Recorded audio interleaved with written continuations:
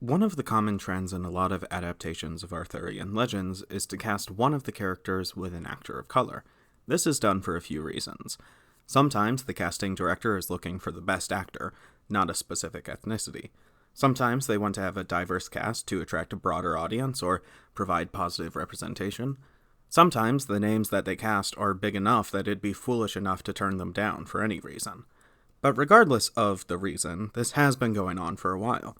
Will Rogers played the title character in 1931's A Connecticut Yankee based on Twain's adaptation. Mel Ferrer played Arthur in 1953's Knights of the Round Table. Brother Blue played Merlin in 1981's Knightrider. Percival is Black in 1992's Knights of the Round.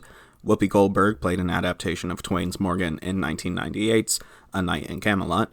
Darren Shalavi played original character Chester in 2006's Merlin's Apprentice. Ben Kingsley, Nanso Anozi, Aishwarya Rai Bachchan, and Alexander Siddiq played Merlin, original characters Bashiatus, Mira, and Theodorus, respectively, in 2007's The Last Legion. Angel Colby, Santiago Cabrera, and Adetomiwa Idon played Guinevere, Lancelot, and Elian, respectively, in 2008's Merlin.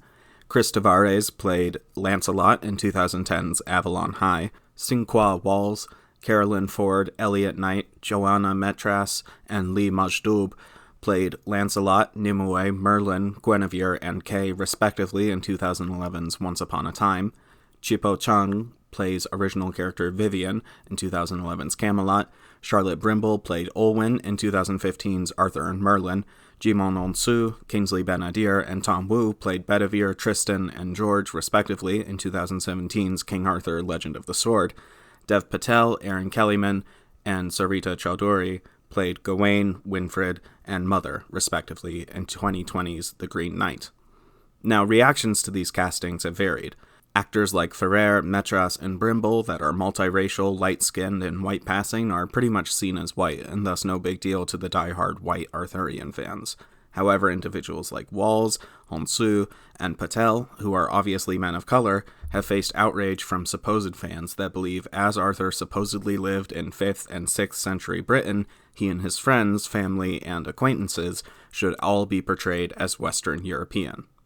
Which is bizarre. I mean, all of the arguments for race bending still apply. People of color are underrepresented in fantasy. Historically, there were people of color in Europe well before Arthurian times. Making a white character a character of color can open up new opportunities to explore their story and attract wider audiences, but also, the Round Table had knights of color in it. Like, a lot of them.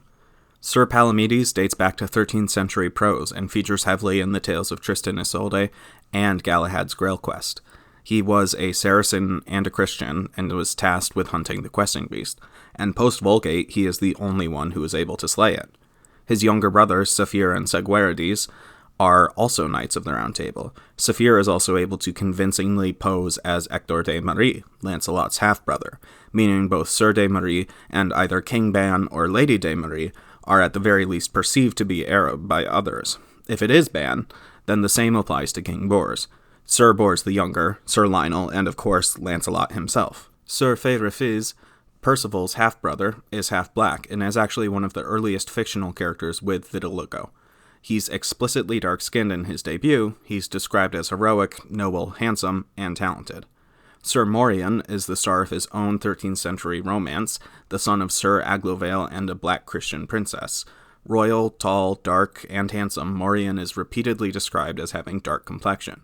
He's so skilled that he can slice spears in half with his sword as they sail towards him. According to Heinrich von den Turlen's 1220 poem, Diokron, Noir, the king of Ethiopia, also becomes one of the Knights of the Round Table, which was a surprisingly common thing for a lot of kings that really should have had their hands full in their own country, but ended up joining King Arthur's club. And that's just the members of the Round Table. There are many other characters of color, be they Arab, black, or some other race. Xerxes, the ruler of Idumea, was an Edomite and an ally of Lucius, Arthur's Roman rival. Josephus of Arimathea, a Jewish man, played an important role in the Grail cycle.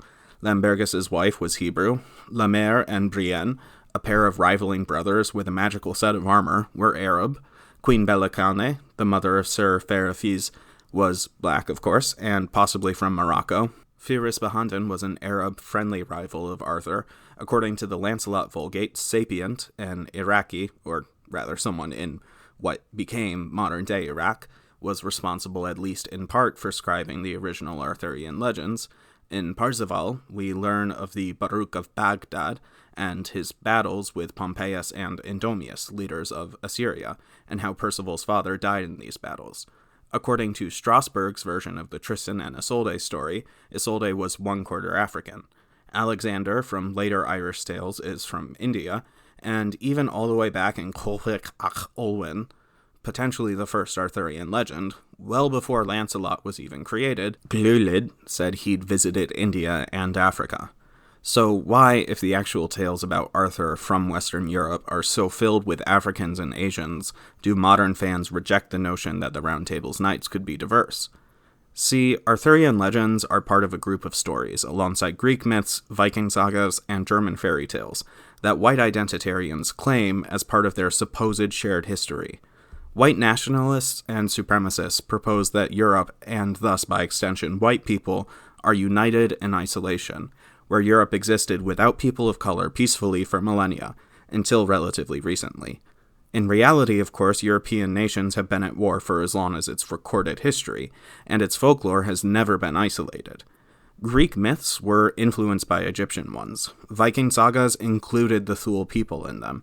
Some German fairy tales were actually adapted from Amazigh stories, and Arthurian legends included Middle Eastern and North African individuals well before many of the more well-accepted and beloved European characters were even created.